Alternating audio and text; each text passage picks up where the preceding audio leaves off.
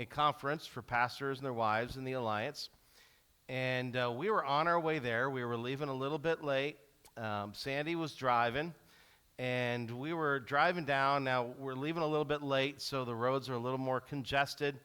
And we got down to 44, where we're going to hit 90 and go down to the Canton area. And we swung in, and we need to get over into the left lane to get onto 90. But it was really congested. And so we were sitting there, and there was a light. So we're sitting there, and we're like, we got to get in, we got to get in. And the light turned green, and the guy next to us, and where we wanted to be, he was a little slow in reacting. And so Sandy kind of pulled in, and the guy didn't want to let her in. And so he tried to push her out, and I'm like, okay, we're in a game of chicken here. Who's going to give? It's like, his car's probably worth more than ours. Let's see if he stops first. And he did. He stopped. He let us in, and she got in, but he was not happy. And he swung into the lane that we were just in and pulled up beside us, and we hit another light right before 90. And he rolls down his window, and he starts screaming and yelling, and he's looking in, and he's seeing that Sandy's driving, and so he has a few very specific words that he's shouting at her and screaming at her, pretty bad obscenities. And my heart began to boil. You want to yell at me all you want while I'm driving? You know what happens sometimes? Fine, I don't care. You're going to yell at my wife like that? Use those words? And I started to boil, and he pulls up a little bit more. Now he's kind of catty-corn to us, and I was tempted. I was so tempted to get out of that car. I wanted to get out of that car. I wanted to reach around and find something. I know we didn't have a bat in the car, but I wanted to find something hard, because he's probably bigger than me. And I wanted to just show him how inappropriate his words really were. I wanted to. That was my first thought. I want to teach this guy a lesson. I'm angry. My second thought, which happened a little bit later, was, man, this guy needs Jesus. This guy needs Jesus. You know, when we're sitting here in this context in church, and we're singing songs and giving praise to God, it's easy in this context to express love and joy and peace and patience and those kind of things. It's easy. But out there, with the people out there, it's a battle out there. It's a war, right? We've already heard it from some testimonies. There's a war out there, and we're in the midst of it. And there's a big part of me a lot of times in the midst of that war where I just want to respond. You want to fight me? I'll fight you, right? But how should we respond? What should it look like? Well, we go to our model. Our model is not me, thankfully. Our model is Jesus. How does he respond when he is in the midst of conflict, when these things are bearing down on him? That's where we're at as we continue on in Luke. Want us to remember the context. Jesus has entered into Jerusalem. He's been at the temple. He's taught what he had planned to teach there. He has taken his disciples up to the upper room. He has taught them there. He has served them. He has washed their feet. All of these things are happening, and now he has brought them out to the Mount of Olives, specifically to the Garden of Gethsemane, and he prayed. That was last week. He spent some time praying. And he told his disciples, I want you to pray too. Pray that you won't give in to temptation. Pray that you'll be able to stand, because the spirit is willing, but the flesh is weak. And of course, they don't listen. They fall asleep. And we're going to see how that pays dividends today and how they choose to react to the situation. But Jesus does spend time praying, and we have those words from last week. Father, if you're willing, take this cup from me.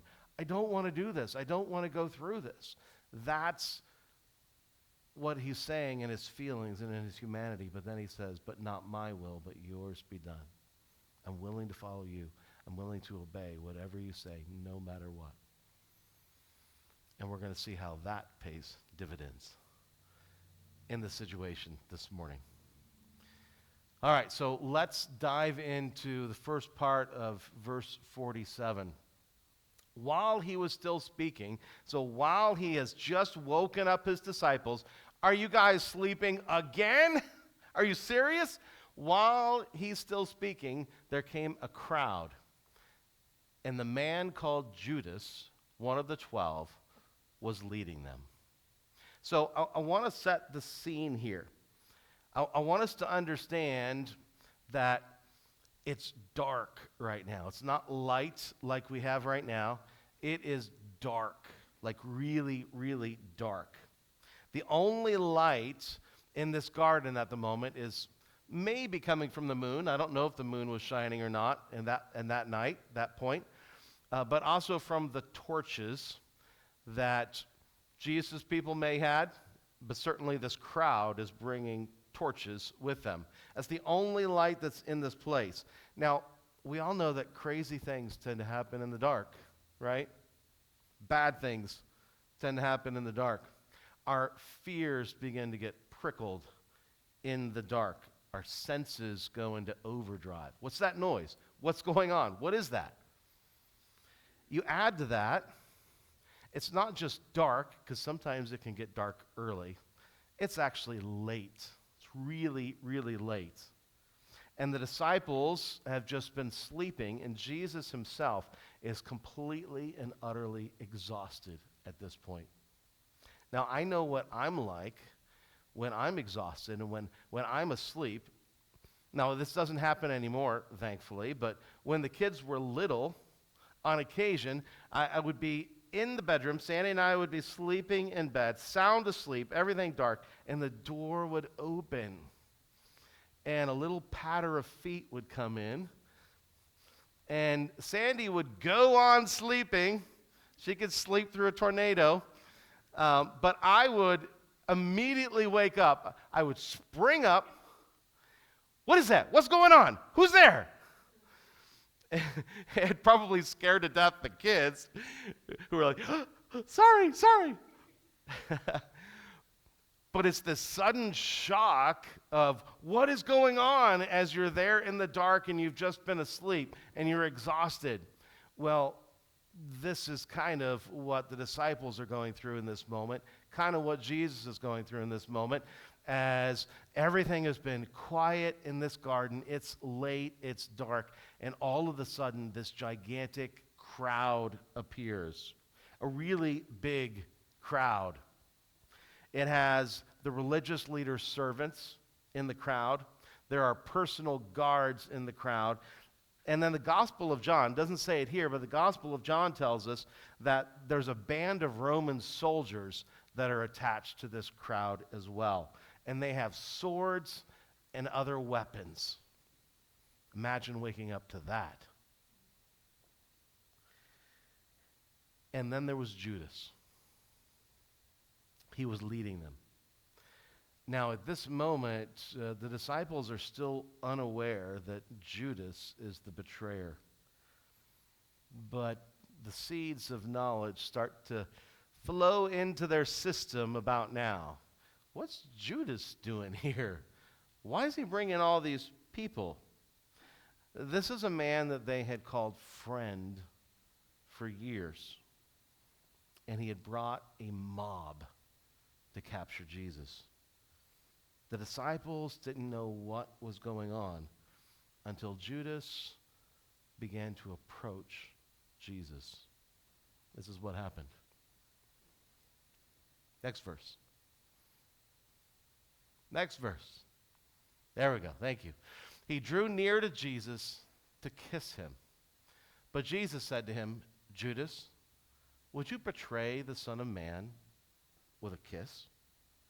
So Judas walks up to Jesus to kiss him on the cheek. Now, this was a customary thing to do when you would walk up to somebody that you know and like. In that culture, you would go up and kiss them on the cheek. But for Judas, this was a double meaning here. This was a signal to the rest of the crowd that this one, the one he's kissing, is Jesus. Why do they need to do that? Well, one, because it's dark.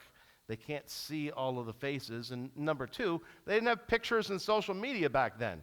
So even though they knew about Jesus and knew about his teaching and were well familiar, they didn't necessarily have etched in their mind what he looked like. So Judas needed to point him out. And Jesus calls Judas to task for how he's doing it. He knows Judas is there to betray him. But he looks at Judas and he says, really? Are you going to betray me with a kiss? A kiss? That's how you're going to betray me? Well, what's Jesus saying here? You're not just a betrayer, Judas. You're also a hypocrite. You're a hypocrite. You are a fake. You are a contradiction to who you were meant to be.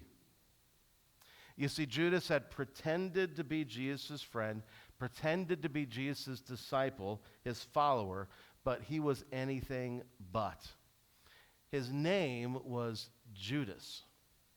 Now, Judas, oddly enough, is the same root as the name Judah.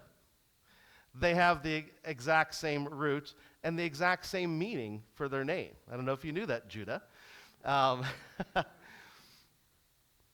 But the name Judas or the name Judah means confessor of God. It means praise. Praise. But Judas is anything but a confessor of God here in this situation. He's doing anything but giving praise. He is betraying.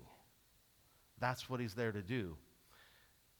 He is contradicting who his parents said, this is who I see in you.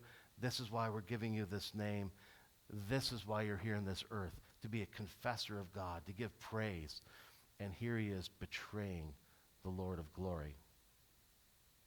Let me ask you, have you ever been betrayed? Think through your life. You probably don't have to think too hard. If you've been betrayed, you know it and you feel it. Have you ever been let down?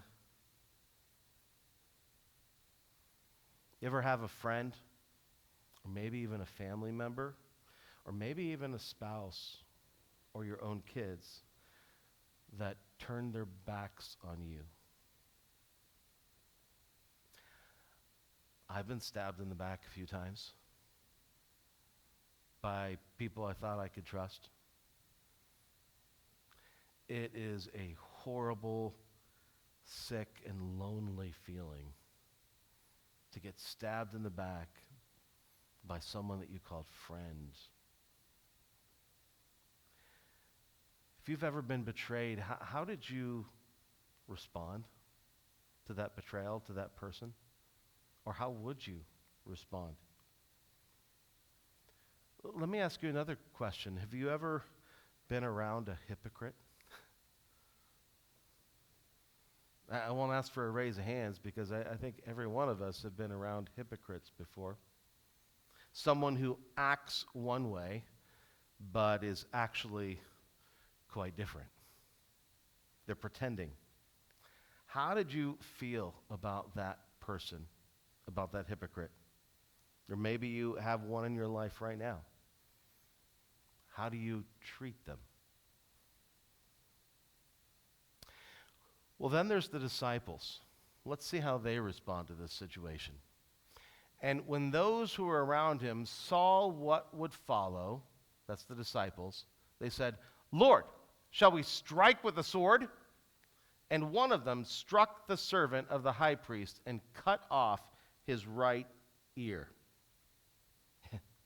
So the disciples are slowly waking up, and they finally fully understand what's going on and what's about to happen. And their first thought, their first reaction is to fight. That's what they want to do. How dare you, Judas? How dare you people come against Jesus? He's done nothing wrong. We're going to fight. I mean, they are ready to go, right? Let's bring it on. Kind of like that outraged driver. Or maybe kind of like me when I wanted to get out of that car and face him. This is about to erupt in a full-blown conflict. And notice that the disciples actually ask Jesus if he wants them to fight. But they don't wait for an answer. They don't wait for Jesus to respond back. Well, at least one of them doesn't wait.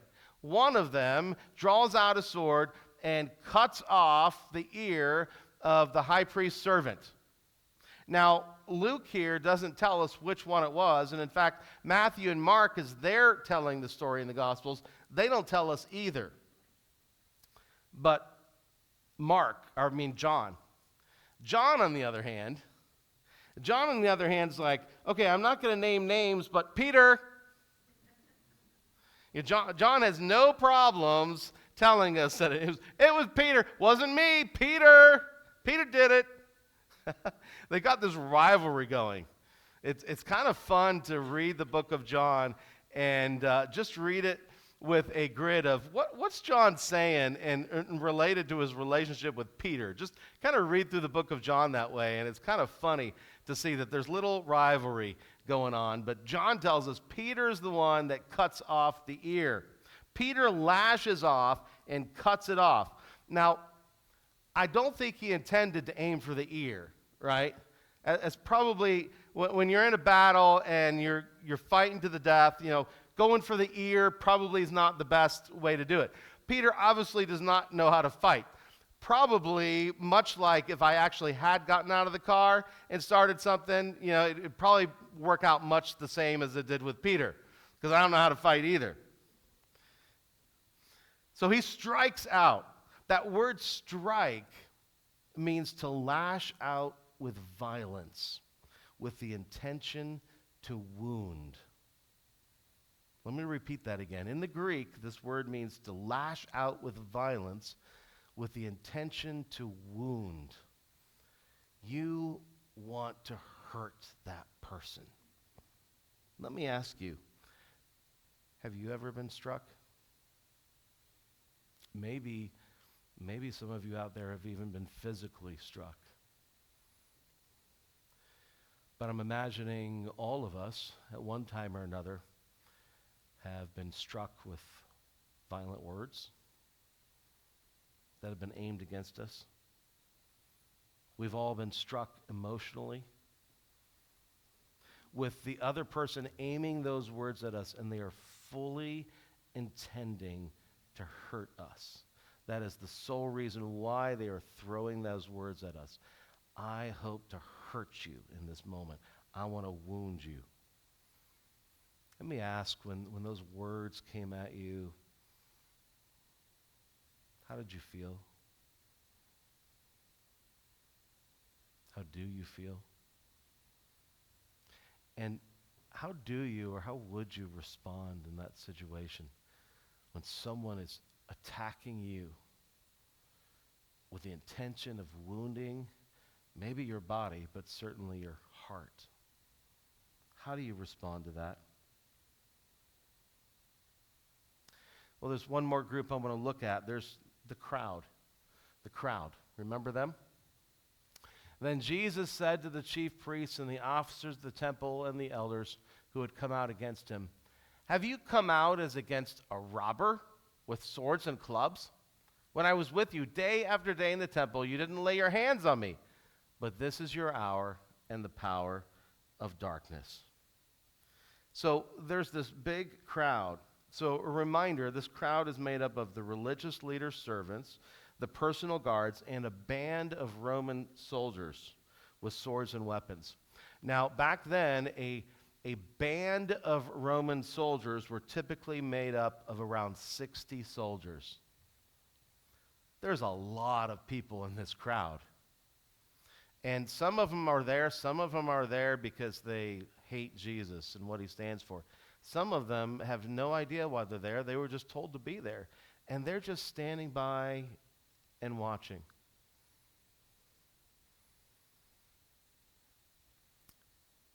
And they're, well, just following orders. I'm just going to do nothing. I'm not going to say anything against this. And Jesus knows the intentions of the crowd. And so he uses this little nice play of words here. Now, the main word in this passage here is robber. And in the Greek, there were two words that they generally used for robber to show what kind of a robber that you were.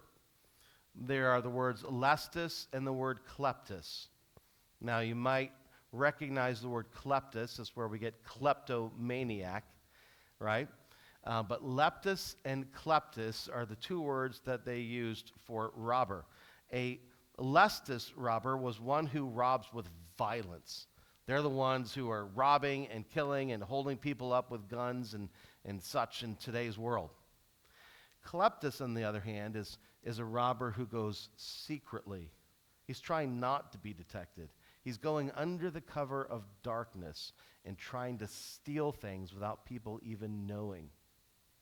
And so Jesus, here in this passage, says, you came here to arrest me like I was a robber, lestus robber, a violent criminal. And that's why you brought all of these guards. I mean, 60-some people for one guy? Isn't that a little overkill? You think I'm some violent robber, really? He says, but you guys are really the robbers, not lestus, but kleptus, going under the cover of darkness. Try to do it secretly so that the people in Jerusalem don't know about it until it's too late. You are the real robbers here. So what were they robbing? Well, Jesus, literally robbing Jesus, taking him away. But also they were trying to rob his reputation. They were trying to rob his character, his innocence, all of those different things. The religious leaders' intention was eventually to kill Jesus. And they planned to do it by accusing him of things that he didn't do, of slandering his name and his intentions, and of lying about him. Let me ask you, have you ever been lied to? Have you ever been lied about? People lied about you? Has anyone ever slandered your name?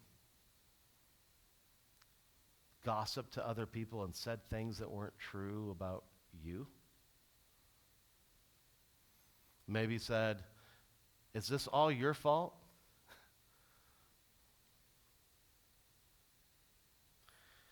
Has anyone ever accused you of things that you just didn't do? I know I have. And again, it's devastating. I mean, it's one thing if you do something wrong and people call you out for it. I mean, yeah, you did it wrong. But when you didn't do anything, when you did nothing and people are accusing you and they spread it around as if it's truth, there's this sick feeling that goes down into your heart, and there's this anger that just naturally builds. How dare you? I didn't do this. What are you doing? These are lies, and people are believing them. How would you respond in those situations when someone is slandering you, putting you down? Well, maybe the better question is, how does Jesus respond? How does Jesus respond? We're going to go to one more verse because we actually skipped a verse. I don't know if you keen-eyed readers noticed, but we skipped a verse. So let's go back to that verse. This is right after Peter cuts off the servant's ear. And Jesus said, "No more of this." And he touched his ear and healed him. Here in this passage, the disciples, and ultimately we, get one more look before the cross at Jesus' character, at his heart.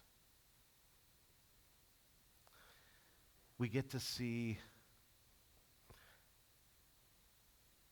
that he's powerful, and yet he's humble. We get to see that he is commanding, and yet he's filled with peace. That he's holy, and yet he's forgiving. That he's intimidating, and yet he's filled with love. He says, "No more of this." Now, he's immediately responding to what Peter has just done. But I wonder if he's also in this moment responding to the entire situation as to what's going on. If he was responding to everything happening around him, the betrayal, the hypocrisy, the anger, the violence, the slander, the lies, and all of those things are swirling around him in that moment, and he's stopping and he's saying, "Stop! Just stop. This is not what I created you for. This is not who I created you to be." And then he reaches out his hand and he gently touches this ear. Now it says it was cut off. It's probably, well, we haven't eaten lunch yet. It's dangling. The ear is dangling there. And Jesus reaches out and touches his ear. And he heals him. It's completely attached again and perfectly fine. I want you to understand that this is the very last miracle that Jesus performs on this earth as he's headed to the cross. And he performs it on a man who came into the garden to arrest him and lead him to his death.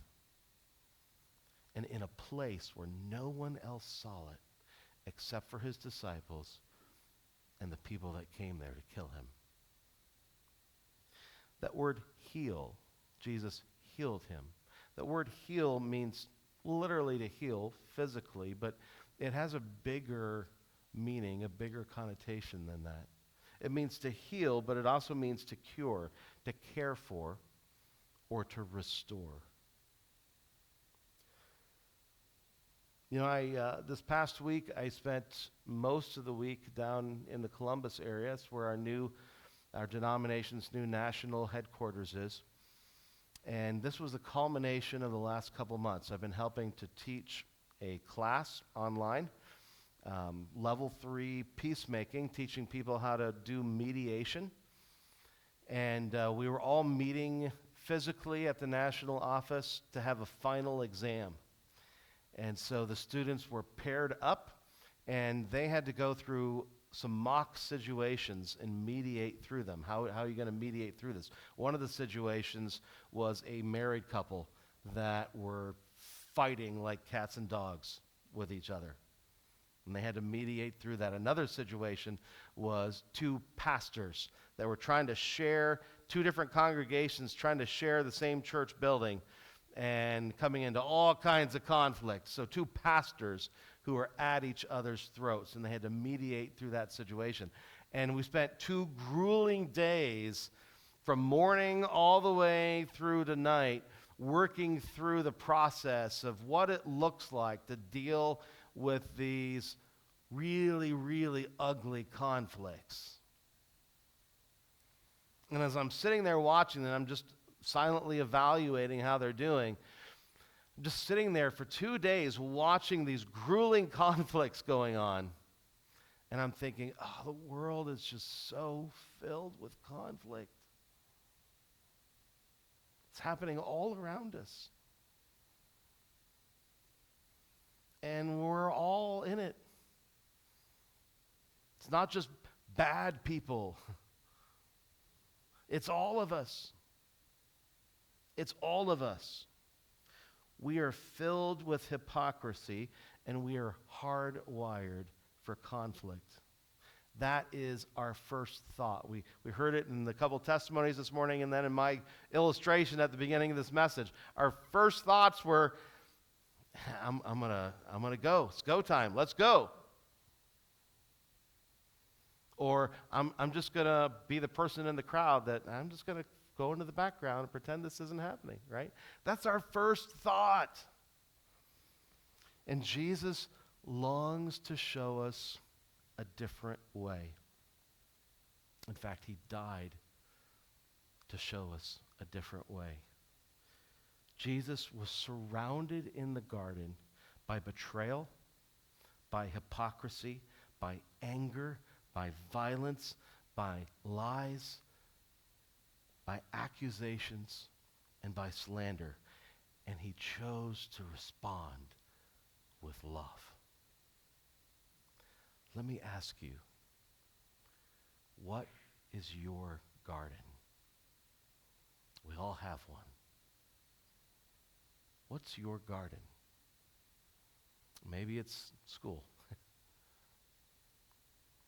Maybe it's your job. Maybe it's even in your own home. Maybe your garden is your own home with your own spouse or your own kids. But what is your garden that you're just surrounded by all of these ugly things? And the question becomes, are you going to respond to those by joining in? Oh, you want to go? Let's go. Or are you going to choose a different way? Are you going to choose a Jesus way?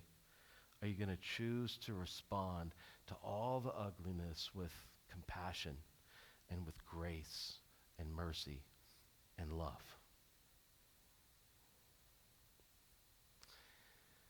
You know, in my illustration with the driver, I talked about my two thoughts. My first thought, let's go. My second thought, man, this person needs Jesus. But there was actually eventually a third thought that I came to with that situation. And the third thought was, oh, but I need Jesus too. I need Jesus too. Because I'm right there with that guy. I wanted to respond in anger. I desperately need Jesus too. You know, we are now 3 weeks away from Easter. 3 weeks away from Easter. Easter is a celebration. It's a victory. It's a party. Jesus is alive. 3 weeks.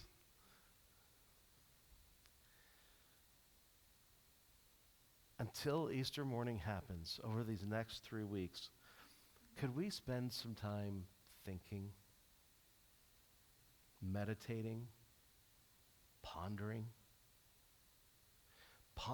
the reality that though we may not have physically been in that garden 2,000 years ago, the King of Glory was arrested because of us.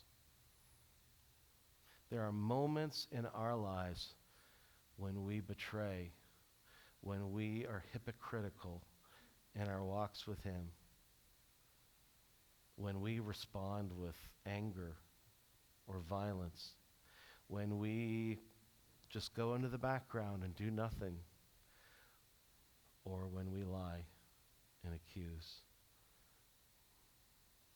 It's not just people like that driver spewing obscenities. It's you and it's me. Jesus was arrested and eventually killed because of our sin. But he did it willingly because he loves you and he longs to forgive you. That's his response.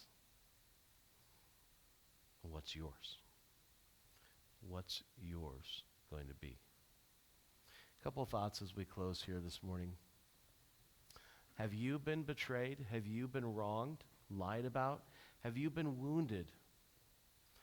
Are you willing to give these hurts over to Jesus? Because he understands. He gets it. He experienced it. Let him set you free from these various things in your heart and life. And then, are you prepared to respond with Jesus' love in the midst of a battleground world? Are you ready to respond like he did? Let's pray. Lord Jesus, forgive me, forgive us for the times that our first thought is to just go at it, just want to fight, just want to be angry.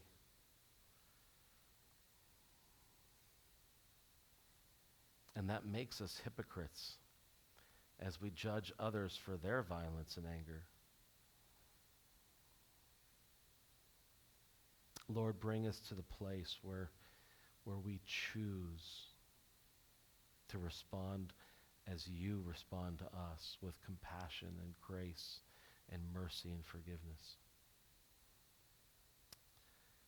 Help us to continue to become more like you. And Lord, prepare our hearts now for the Easter that is to come in 3 weeks. Trust you to do that. And we ask this in Jesus' name. Amen.